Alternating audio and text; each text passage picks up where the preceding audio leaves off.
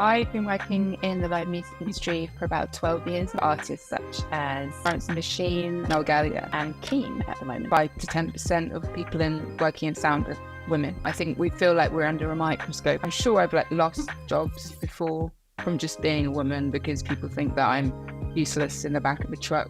So my organisation, Women in Live Music, we're all about attracting women into the industry. That's sort of my mission at the moment. How did you sort of get into that line of work? So I studied music technology and sound design at university, and I sort of had ideas, I think, of wanting to be a producer or a recording engineer.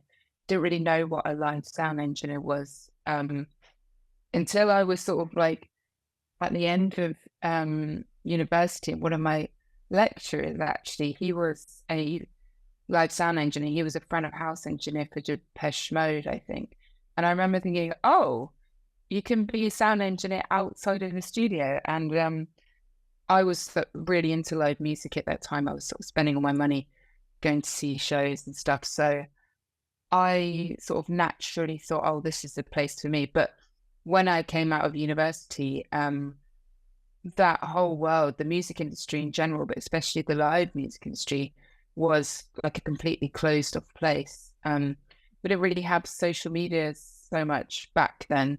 So there wasn't like all these sort of Facebook groups you could join and stuff like that. So I kind of really struggled for about 2 years after getting my degree.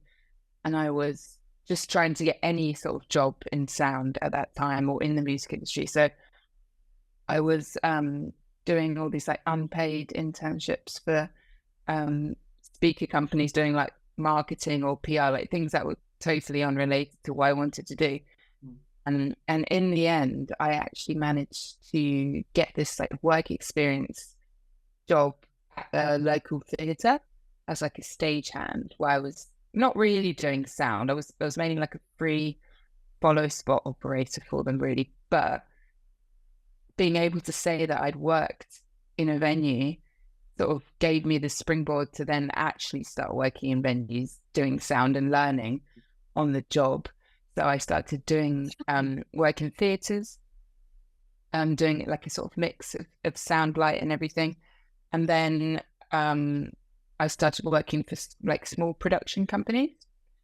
And then eventually I decided that I was sort of lacking in knowledge in live sound. So I went to do a 3-month intensive live sound course with Britannia Row in London, who are one of the biggest production companies out there who supply, Iron Maiden and Robbie Williams and all these big artists with their audio equipment. And after that, I guess everyone decided I was qualified enough. So I started going out on tour. And yeah, the rest is sort of history, really. So I've just done 3 shows, 1 in Mumbai and 2 in South Africa with Keen. And we were supporting Maroon 5 on the South Africa shows. And it was quite a big jump, actually, because I've just started with Keen. We've had rehearsals in January. So we've had like a week of rehearsals in this like small treated room, and then gone immediately into stadiums with no sound check or anything. So it's sort of like baptism of fire, really. It's really difficult as a monitor engineer in that respect, because I look after the band's sound, so what they hear in their ears. And they're okay with it, but some other bands aren't. They just don't understand why it doesn't sound the same when you go from like a rehearsal room to the stadium. Because obviously the sound is just bouncing off everywhere and you lose all that clarity, and all the work you've done in rehearsals kind of just goes out the window, and you always have to start from scratch when you sort of are transplanted into that environment. But anyway, it went well. It's all good. So yeah, I've done those 3 shows, and last night we just did a gig for War Child in Shepherd's Bush Empire, which is lovely because well, firstly, I got to get a sound check done during the day before the show. And it's just a nice sounding venue, actually, that one. So I think everyone was happy with it. The front of house engineer was really happy as well to get that, sort of done it the wrong way around, really, gone from stadiums to like academy sort of venues. But yeah, so that's what I've been doing. Yeah. I mean, it's nice, Chase, to be in London for a gig last night, but you mentioned obviously being in like Mumbai and South Africa, and obviously your work takes you around the world. Is that something you ever get sick of or frustrated with, or is that something that you always have like the energy to enjoy, do you think? Actually, recently I have got sick of it and I don't have the energy so much anymore. I used to really find like traveling exciting, but now it is a bit of a drag, actually. Um, it's nice to tour with sort of slightly bigger artists that don't have like a show every single day, and you do have some time off to rest and relax. So when we were in Africa, we actually did a safari on a day off, which was really nice. And there's some tours where you don't get to do anything like that. So actually, I can't complain. I just hate, you know what it is? I just hate flying. That's it. Yeah. Like I hate being stuck in a seat for 12 hours at a time. But yeah, I'm not like I'm not complaining about my job at all. But yeah, the traveling is probably the least favorite part of it, I would say. Yeah, I think it's interesting though, because you say you don't want to complain about it, because I think everyone, and this goes way beyond music, everyone I know who doesn't travel for work wants to travel for work. And everyone I know who travels for work and has been doing it for a long time is somewhat like jaded by it, I think. So I think sometimes people feel like, and I wonder if this is something you've experienced, not just yourself, but with people around you in your industry, that people almost feel like they can't complain about it and it's difficult to talk about some of the struggles that they have. Actually, I think our industry is very good at complaining about stuff. I think that's sometimes the only way we kind of um, retain our sanity in a way is just complaining about the small stuff, like catering or yeah, travel arrangements. Oh no, I'm staying in this lovely hotel in Mumbai, but I have to go and do a load in at 2 in the morning. Like I think it's sort of we love complaining. I think that's the thing, but really, actually, none of us would be doing anything else. Yeah, I think that's just like stereotype of the sort of grumpy roadie that actually is quite endearing in a way. Yeah. I was going to ask about that because I was going to say, do you think that's sort of a bit of a misconception? Because I think there is generally the idea that like the sound tech or the roadie is sort of a grumpy and sick of artist, not like doing their sound check properly. So that's something you've like experienced a lot. Yeah, actually, I think especially with sort of when you go to these like small venues and there's been this one guy who's been there for sort of 20 years and he's like super grumpy and, just everything is effort for them. And you ask them, to do something like move a speaker and they just act like it's the end of the world. I think that actually that kind of serves to me as a bit of like a warning sign. It's like, this is what could happen if you don't like appreciate what you do. And sort of, yeah, don't never take anything for granted, really. I mean, I had the opportunity to do something else. I mean, I spent 2.5 years in the pandemic being unable to do my job, and I still didn't give up, So I know that I would do this job over anything, even the hardest days on this job are better than the alternative, which would be working in an office or something. But I do think it's a shame when you meet these grumpy people, because it's like so many people would love to have your job, so many people would love to be in your shoes, doing gigs every day. So yeah, it's like I'm scared, like I'm really scared of one day getting to that point where I don't enjoy it anymore. But I don't think it will happen. Like I hope not. That would be really sad. Yeah.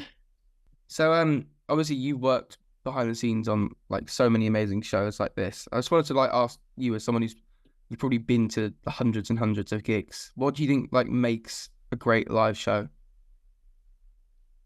I think it's all about energy.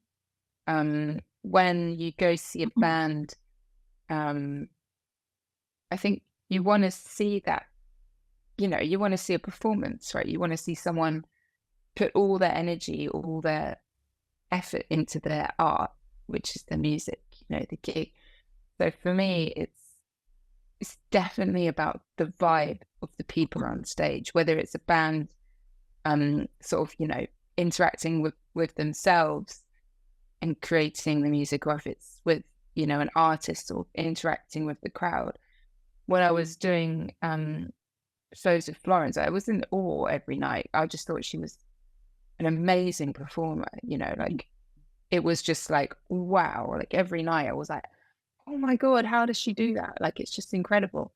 I think that's really why actually got into this job, because I just love musicians. I just think they're like the coolest people on the planet.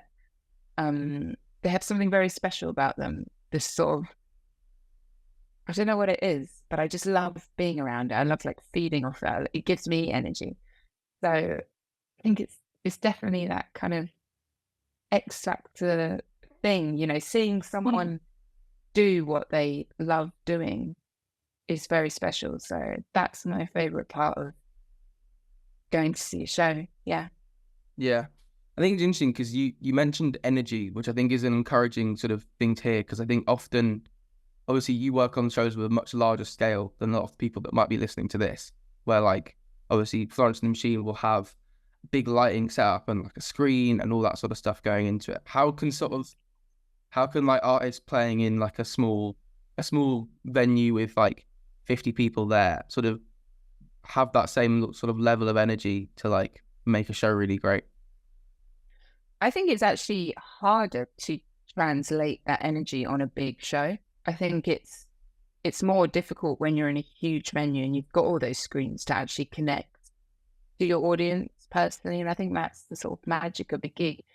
So I think actually smaller venues with 50 people, that's like a more direct transfer of energy, because you're right there. The person on stage singing is like, a meter from your face. I think it's actually way easier to create that atmosphere in a smaller gig. And I actually love smaller gigs for this. I think I'd rather go see, my favorite band in a tiny venue than I would in a big arena, actually. Yeah, it's interesting because I suppose you do get that there's a lot more like intimacy there and you feel a lot more like connected with the artist. But then you've also, on like the kind of shows that you often work on, you've got these like huge productions that have like big concerts behind it. Sometimes you'll have like dancers and like all that kind of side of things, or you'll have like a huge band and like stuff going on the screens. But it's interesting that you think like the smaller bands and the smaller gigs can often be like better in terms of giving that energy off to a crowd. Yeah, definitely. And like think about it as just someone in the audience, at the back of an arena. That, yeah, we might have fixed, the sort of sound democracy side of it, in that you'll still hear a good show, but that artist is, 200 meters away from you. They're a tiny little dot on the stage. And the sound, the lights and everything, and the screens, and it might look good, visually, but is it not better to be, rubbing shoulders with someone screaming, their favorite song lyrics back at someone in like a sweaty box in the basement? I really think that that's the magic of live sound. It's not in the lights and the automation and all of that. I think yeah, I don't know. I'm a big advocate for small gigs, I think. That's really interesting. I mean, you worked on, so it's great that you've worked on like smaller shows and like worked your way up to bigger shows. I mean, I suppose that's probably quite common that people start small and sort of grow from there. I was sort of wondering if you had, do you have any sort of like behind the scenes stories or like memorable moments from working on these like major tours or festivals that you can share? Yeah, I'm sure I do. I mean, touring with one of my first big tours was with Noel Gallagher. That was like the first big tour that Brit Rose sent me out on, and I was working as a RF tech. So I was sort of looking after all the radio mics and IEMs, because we had this choir with us. It's like a local choir. I think every night we had a different choir depending on where we were. come and sing one of the songs or a few of the songs. Anyway, my job was just to, look after them. So I was walking to the dressing rooms one day with like arms full of like trays of radio mics and in-ear packs, and I found the dressing room that I thought the choir was in, like this huge dressing room. So I just sort of like, backed through the door because I had my hands full, sort of just like pushed through the door and like turned around, and Noel Gallagher was just standing in the middle of the dressing room, like not doing anything, just like, it was really weird, just standing in the middle of the room. And he just like silently turned around. He had his back to me. He just like silently turned around, just like stared me in the face, didn't say a single word, just like stared me out of the room. And I just sort of like backed out. It was really scary. And that was like the one interaction I had with him on that tour as well.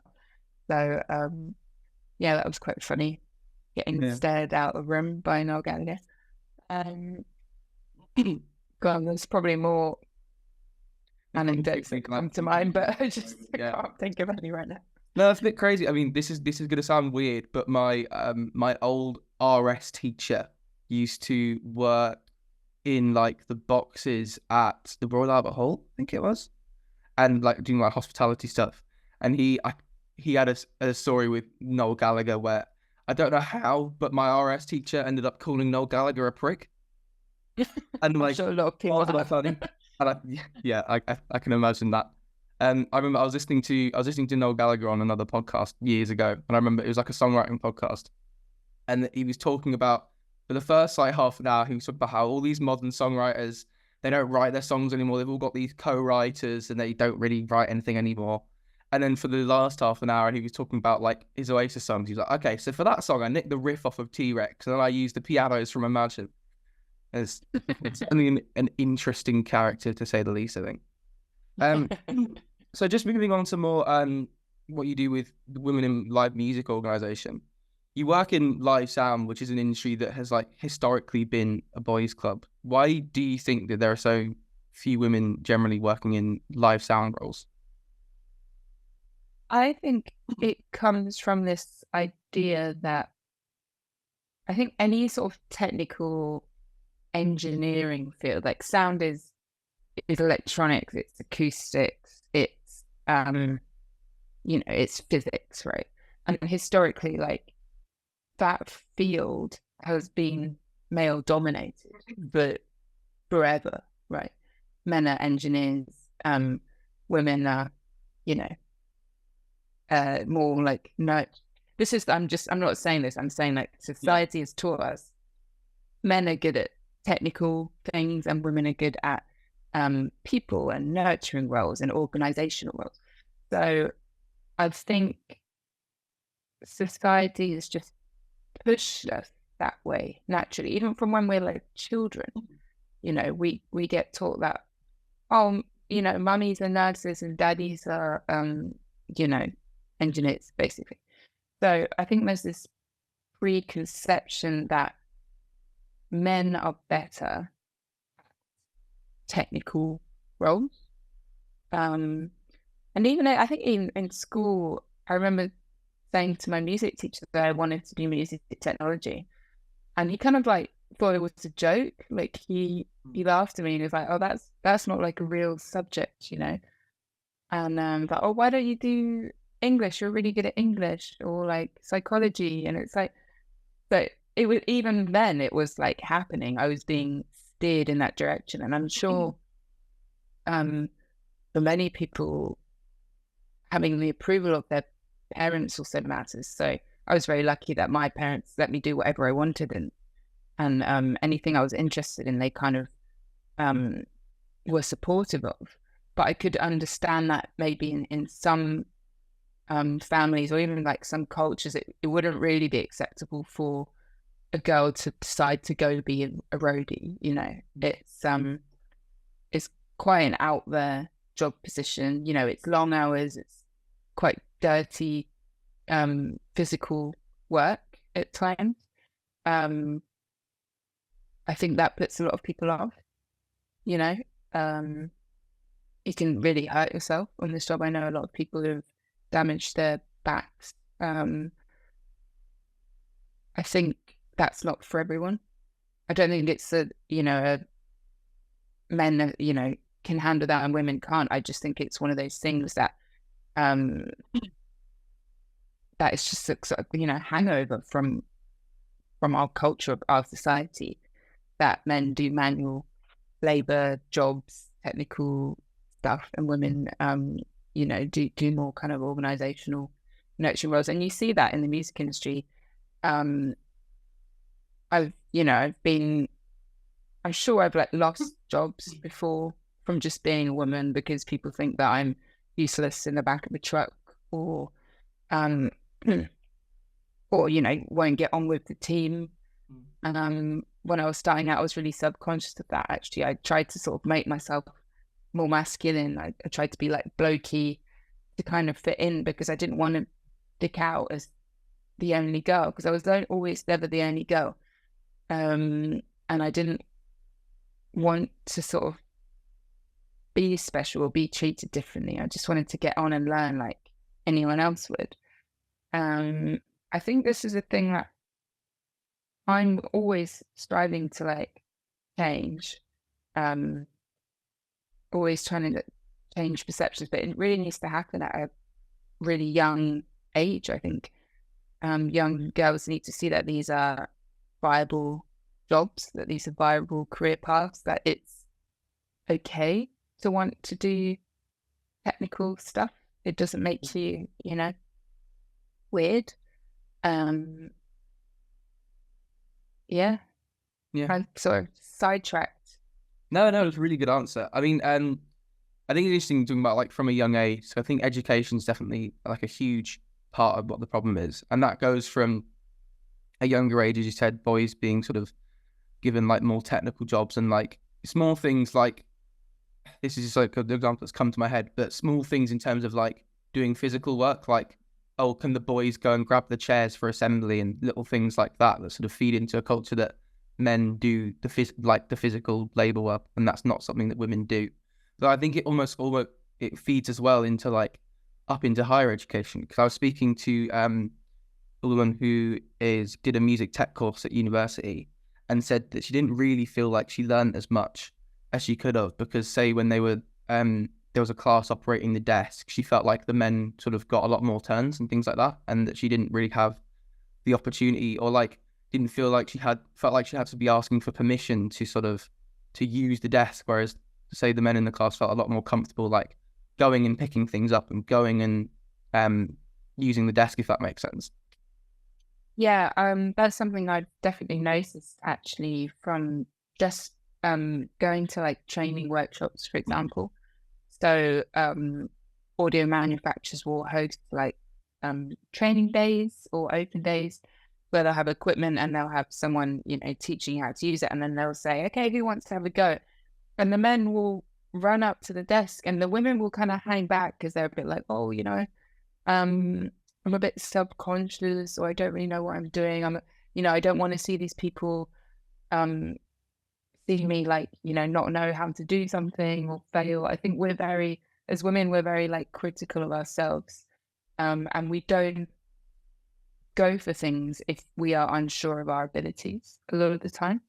So, and this is like a well-documented thing that actually happens, where I think is if men think that they, have 50% of the skills to do a job, they'll go for it, they'll apply for it. Whereas if women have 50% of the skills to do a job, they won't even consider going for it, because they think they're not good enough. So I think there's definitely an element of that, and I'm not sure where that comes from. But especially in live sound and stuff, because as a woman, we're only like, I think 5 to 10% of people working in sound are women. Yeah. I think we feel like we're under a microscope already. People sort of look at us and like, oh my God, there's women. So like having all that attention, it makes you like twice as worried, to make a mistake, really. Yeah. Yeah. I mean, I think it's interesting. I think do you think sometimes it's not noticed as a problem? Because I remember this wasn't music related, but I was reading something where and I might get the numbers wrong, but if a room is 50% women, men will think it's 2/3 women, and if the room is a third women, men will think it's 50% women. And there's sometimes these kind of inadequacies and lack of like diversity sometimes goes unnoticed. That's really interesting. I hadn't heard that, but that makes total sense. Yeah. Yeah, I think it's just going to take time. I think like it was only, 20 years ago where women stayed at home and raised children and men went to work, then those people are still in the workforce. It will take time for that to shift. And I think it is shifting. But yeah, I don't think there's a way we can like just click our fingers and like beat it up. It's just a time thing. But we are a lot more women now in the music industry, in all roles, not just technical.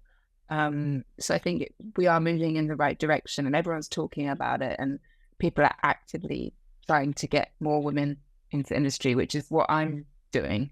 So my organization, Women in Live Music, we're all about attracting women into the industry, giving them the skills. So we do workshops. We're passionate about creating a supportive community. So we try and match mentors with mentees. And then we have, this really supportive environment that people can, ask questions and not feel stupid. Because this is the problem. When I was starting out in the industry, like I was terrified of asking questions because they would be used as tools against you, especially when you were in a, more competitive place where like there wasn't as many sound jobs available and you were competing against other people. If you, dared to say that you didn't know something, that would be like, oh, you don't know this. Well, I do. So, I'm better than you, sort of thing.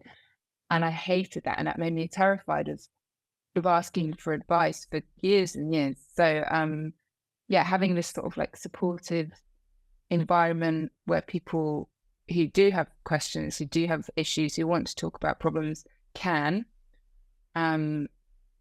is so valuable. And then also it sort of goes in a way as well and retains these women who have like had a really bad tour or, maybe just thinking about quitting the industry. And then they talk to other women. It's like, this happened to me too. It's okay. This is what you need to do. And then they stay, so it's like, that's sort of my mission at the moment is to, no, it's amazing. And the organization does some really great work. Was there like a specific, I don't know, like moment or like point where you realized that I have to start this, I have to sort of try and create the change that I want to see? I think it came from me when I started out in the industry, feeling really alone.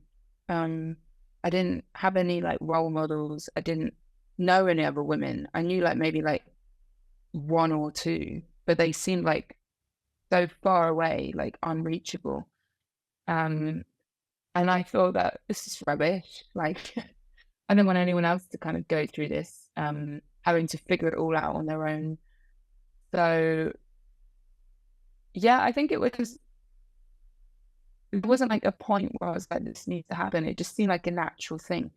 I found out about this organization called Sound Girls, who was founded by two women in the States, one of which was Carrie Keys, who is Pearl Jam's monitor engineer.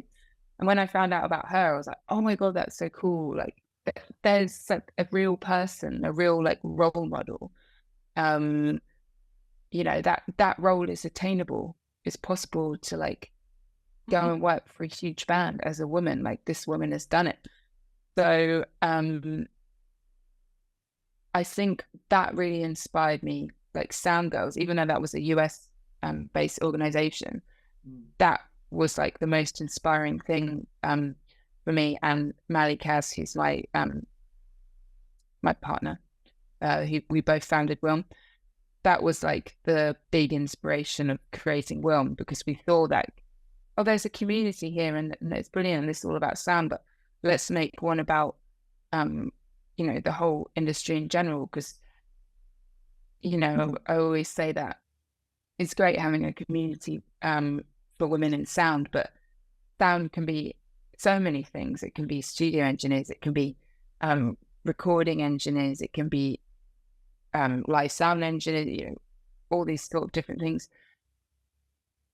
But the music industry is sort of really special in a way that you're not working with other people who do your job. I mean, you are sometimes, but quite often you're working with people who, I work with lighting engineers, I work with riggers, I work with tour managers, stage managers, all these different people who have like really nothing to do with sound, but those are my colleagues. So I thought having that as a common factor would be really special, because they're your support network really out on the road anyways, all the people you live and work with. So and I think it was needed, because straight away after we created Women in Live Music, we had so many people saying like, where's this been all my life? I'm so glad this exists.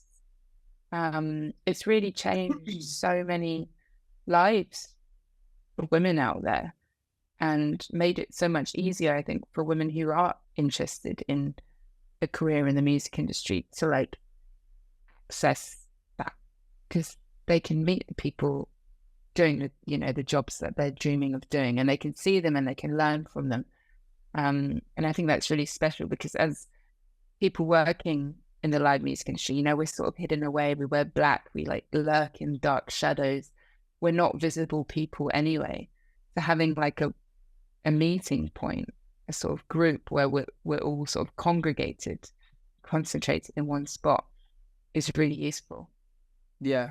So just so anyone who doesn't know, how do you sort of get involved with Women in Live Music, and what are the sort of opportunities and resources and things that you guys provide? So anyone can get involved with us. The easiest way is probably to join our Facebook group. So we have a private Facebook group, and that's where we post a lot of job opportunities. Lots of people post job opportunities in that group, and training opportunities, shadowing opportunities. You can join the group and say, hey, I really want to learn about sound. Is anyone on tour that I could come to a show? For example, we host workshops, which are sort of for our members, but they're always free to join. So we've just done 4 in the UK with the 1975 as part of our like walk and talk series. So the 1975 team have been very generous and invited us to 4 of their shows and basically shown us all around the production. So a little group of us go and, talk to the front of house engineers and the monitor engineers and the riggers and stuff, and learn all about how like a big show like that comes together. We're online, we're on Instagram, we're on Facebook, we're on LinkedIn, you can find us everywhere, and just even email us and say, what's going on, and we'll be like, well, we've got this workshop coming up. We want to start doing more stuff outside of the UK as well. So we're not just based in the UK, we're a Europe-wide organisation. I hope that answers the question. Yeah, definitely. Just sort of like wrap things up. What sort of, obviously, I'm guessing the first piece of advice that you'd give is to join Women in Live Music. But what sort of advice would you have for other women who want to build a career in any sort of behind the scenes area in the music industry, which generally is quite a male dominated space, but especially live sound? What advice would you give to women who are sort of struggling with that, or like struggling with imposter syndrome, or I think the main thing to consider is no one knows how to do something until they've done it. Like, that was something that I struggled with for a while, in that I felt like I was too inexperienced to do anything. But at the end of the day, unless I did it and, messed it up and got it wrong and learned from it, I would have never known how to do it. So, unfortunately, there is an element of messing up, and that's unavoidable. Like, you cannot read a book and learn how to mix a show. You know, you can't sit and watch YouTube videos and, you know, and then know what to do when something goes wrong. Like, unfortunately, it just has to happen. But the best like tools you can equip yourself for that is to have a good support network around you, people you can call. So I think it's really important to have like people who know what they're doing on speed dial. So you throw yourself into a situation, you take a job on that is outside your comfort zone, and you do it. And if something goes wrong, you learn from it, or you call someone who knows what they're doing. Like, there's actually no other way to do it, unfortunately. So that's like a scary thing you have to get over, and it does get easier. I still get scared because I say yes to gigs, and I'm like, oh God, like, can I do this?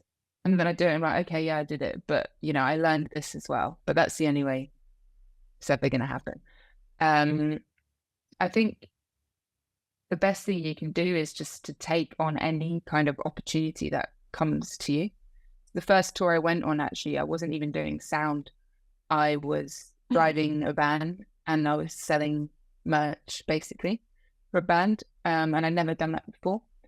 But someone asked me to do it, and I did it, you know, and I asked questions. I learned on the job, basically. I think the first show where I got my break, I wasn't even doing sound either. I was doing like lights that I didn't know how to do, but I just said yes. And I'm so glad I did, because if I hadn't said yes to that job, the lighting job, which I had no idea how to do, I wouldn't be here today. And that's a fact. So it's saying yes to all the scary things that you don't know how to do. Yeah. That gets you. Yeah, that's really great. And thank you so much for coming on. I mean, I really do admire the work you're doing, and especially the fact that sort of you've sort of, how do I put this? You've like seen the change that you wanted to make, and you've actually started trying to make it and making a difference. I think that's really inspiring. So well done, and well done on all the work you do with that. And yeah, thank you very much for coming on the show.